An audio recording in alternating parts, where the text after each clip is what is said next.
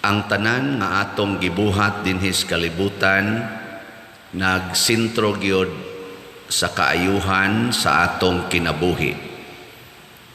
Sakto ba ko? Bisag kung sa imong buhaton, manguyab ka para sa imong kaayuhan, magminyo ka para sa kaayuhan, mag-exercise ka para sa kaayuhan, muiskwela ka para sa kaayuhan, mukaon ka para maayo imong lawas, matug ka para sa kaayuhan, mangiskis ka sa kilay para munindot imong naong og jutay, pakulor ka sa buhok, ana. Hasta gani mangaway ka sa imong silingan para na sa imong kaayuhan, sa imong hunahuna ba? Nya imo pagyong patyon ang imong isig katao kay self-defense para gyapos kaayuhan. Himo tag mga technology, advancement sa technology para sa kaayuhan. Himo tag mga nuclear weapons for mass destruction para gyapon sa kaayuhan ang naa sa hunahuna. Pero kining atong mga plano para sa kaayuhan matud pas unang pagbasa, kung tawhanon nga kaalam ang atong basihan, sa may mahitabo, malibog ta, maglibog na ta sa atong kaugalingong kaalam. Ako galibog bitaw ko. Kahibaw man ang mga doctors nga kanang mga chemicals nga naa diha sa atong pagkaon og ilimnon, labi na ng mga processed foods, peligro sa atong lawas kay naa kununay kanser. Kuha mo? Pero nganong gasigi pa man na hangtod karon. Nya kini hinuong way siguro nga virus sa COVID nga di na to hapit makita. Gisigihan man gitag pressure nga magsigi gitag tap-tap, sige gyud alcohol nga di man unta makita.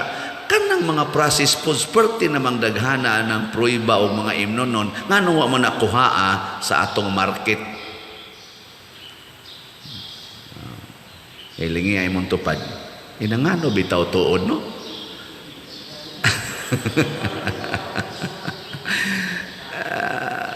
Maglibog lagi ta.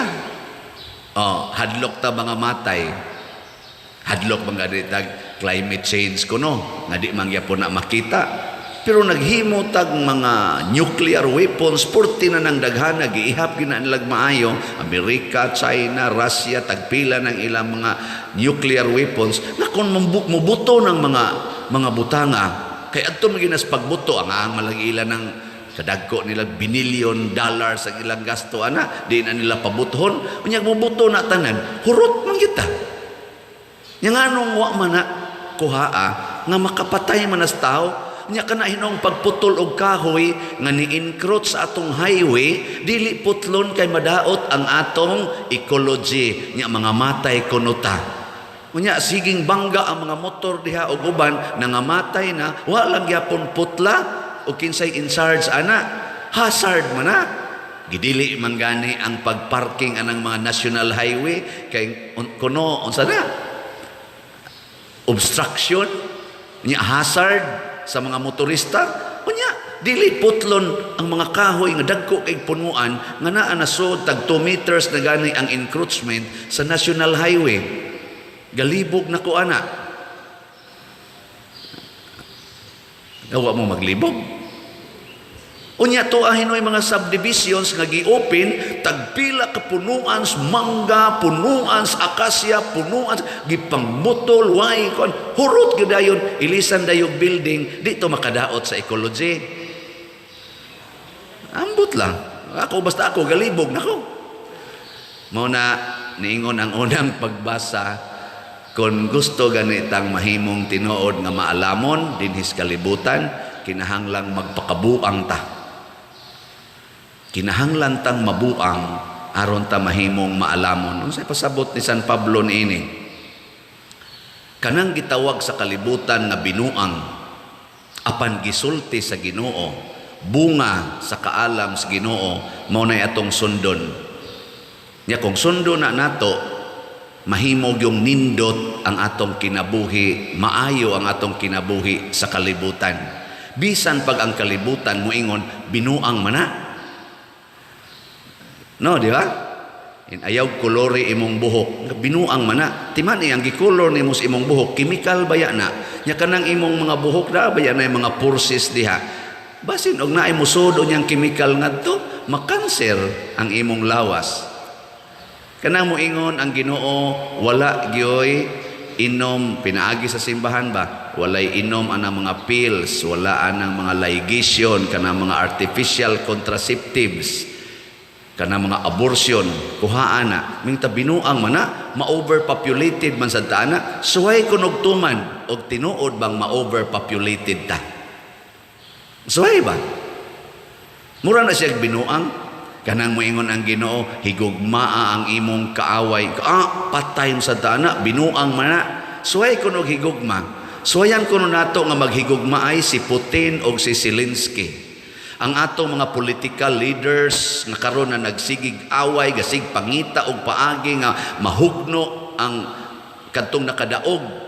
Nyag sila na sad maoy makadaog, kari na sang napildi mo'y mangitag paagi aron mahugno na sad ang ilang administrasyon. So ayan kuno nato nga mutuma na sila anang gitawag og love your enemies. Unsa kay mahitabo sa atong katilingban? Ambot lang, kamo. Una-una mag-uli sa maayong kabubuton ang Russia ug ang Ukraine, di na sila maggubat, magpasayloay na sila, nya magpaminaway sila sa usag-usa, maghigugmaay. Unsay mahitabo sa ilang nasod ug sa kalibutan? Maayo o dautan? Kibaw man daita. Pero nganong di man gid sila mag-uli, naglibog na ta nga sila manunta mo'y nagtan-aw sa welfare sa ilang nasod, sa ilang katawhan ug sa kalibutan. Kay mag-meeting man ng mga leaders para kunos kaayuhan sa kalibutan to combat aning global warming o climate change nga wa gani gid nay klaro. Tinuod ba na? Meeting man sila, nya kadihinong pinatyanay na ron nga dugay na kaayo, wa hinuon silang mag-uli. Tungod kay gisunod nato ang tawhanong kaalam. Kaning magsigi kog baligyag slat sa inyong paminaw, mamalit yun mong tanan, ang sama na, makaayo o makadaot? Kusog nga kay mong mutubag. Pero pangutanon ta mo, namalit na mo. Sunod na lang pa dir. Kay amo pa maning ipalit og kaning kuan, coke, soft drinks, ipalit pa manina. Patay yung mo diya. Ay, tayo di, tayo mo pugsonoy. Pero makaayo ba yagin eh? Pasalamat ta kay as of yesterday na nagitay nahalin sa atong dopes nga 3,531 kaslots na. Pakpak. Uy, ang atong ugma na ra bata magsugod sa atong atong triduom para sa atong 9th anniversary isip parokya foundation anniversary. Nahalina na taog sa atong SBF MP, nahalina na taog 1,252 kaslots. Yes, dagana. Dali na mo palit diha kay kutob ra ba ni karong Lunes 748 na lang kaslots ang nahibilin sa 2,000 slots. Para ni atong ipakaon naman. Lagi ipakaon kay manghatag man tag bugas niya. Compute na mo gahapon ug mahalin ni tanan makapalit pagitag mga 10 tulo ka noodles ug 2 ka sardinas iparis nato sa 5 ka kilo nga bugas. Nindota no. So congrats sa namalit ha. Namalit ba kaning namina oron siguro, pero congratulations in kabinuang man apader sige naman lang kag slat diha.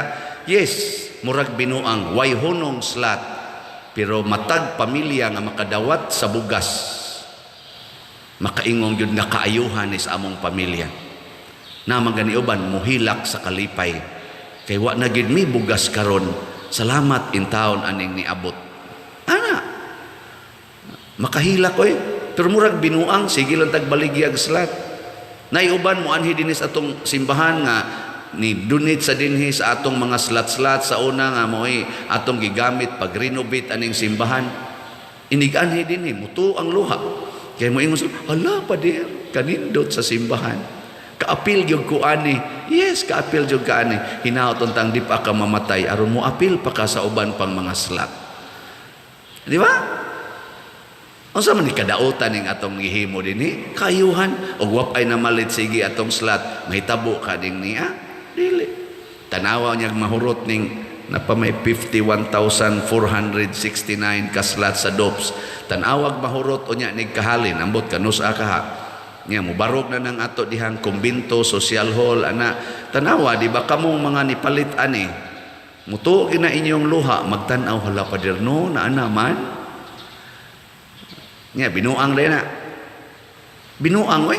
Ngano gutang sige tag pamaligyag slat. Tan-awon tas kalibutan binuang, pero ang resulta aning binuang sa Ginoo tinuod na kaayuhan. Nya kamusang namalit ako gining isiguro ninyo makadawat gid mog daghang kaayuhan kay gisaad manas Ginoo.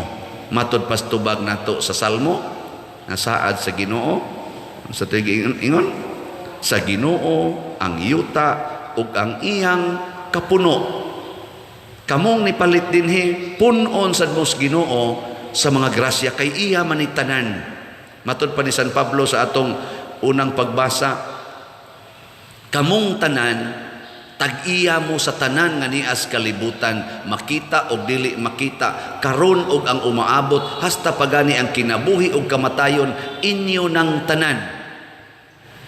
Pero kamong tanan iya sad mo ni Kristo.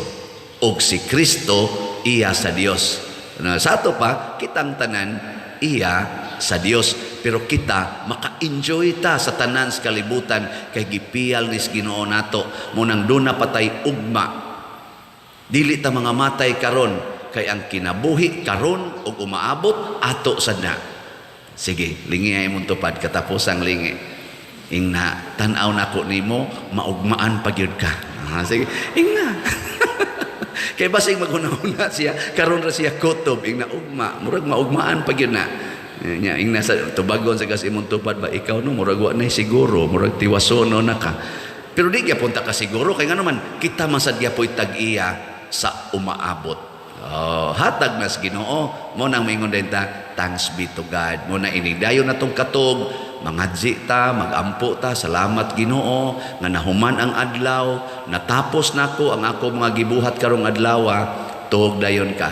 Inigmata nimo ikabutag, uy Lord, bag-ong adlaw, salamat na sad kay lagi ang karon ug ang umaabot, ang makita ug dili makita gihatag nas Ginoo nato. Pero di ta malimot nga kinahanglang ikuyog nato ang Ginoo sa tanan natong gibuhat. Sama nila ni San Pedro ug mga kauban sa dihang gikuyog nila si Hesus ngadto ilang sakayan. Pag ingon Hesus itaktak ang pukot bisag murag binuang kay wa magisla kakuha tibok gabi pagtaktak nila kuyog ni Hesus ug sinunod ang isugo ni Hesus galisod na sila bira sa ilang mga isda nga nakuha.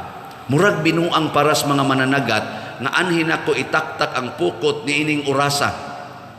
Pero kay si Kristo may gasunod, matud pa ni San Pedro, wa gyud mi kuha Lord, pero nagsulti man ka, itaktak nako ang pukot. Sigihan kag kulatas imong bana, purti na gyud nimong pakiluoy, muluhod pa ka wa gyud mausab. Nya gusto na nimong buwagan, nya niingon ang Ginoo ni pinaagi sa simbahan, for better or for worse, until death do us part. Ingka di lang gyud nako buwagan Lord. Bahala moabot na gyud ang kamatayon. Kay imo maning sogo, ikaw may gasogo, di ko nibuwagan. Tanawa, human sa 40 ka tuig nga sigihan kag kulata, mausab gid na imong bana. Buotan na kay na. Din agani na muhikap nimo, kay paralyzed naman siya. Ana, no? Nya ikanay magsigig limpyo niya, magsigi na nag-ago, magsigi na nagpasalamat nimo, muagas pagid ang luha, magsigi na nagpangayog pasaylo nimo. Testing Sige, manindog na ta.